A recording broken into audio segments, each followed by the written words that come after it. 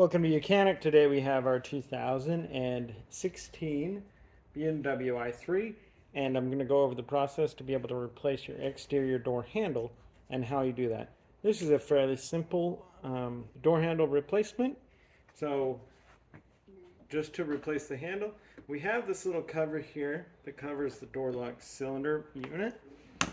So we'll just pop that off for ease.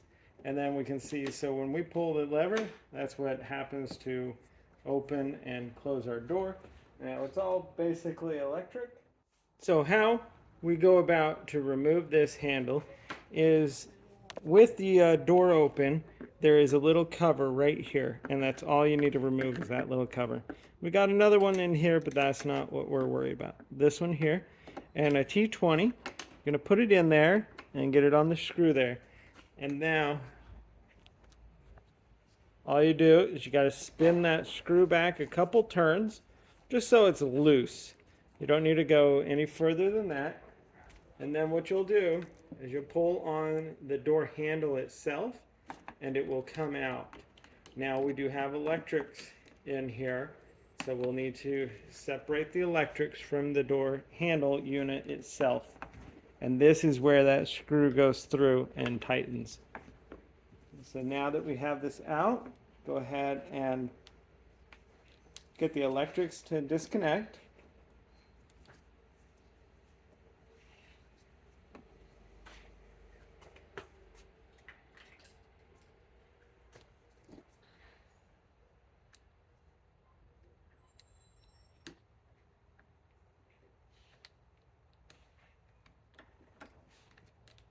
So we got first one to disconnect, then the second one here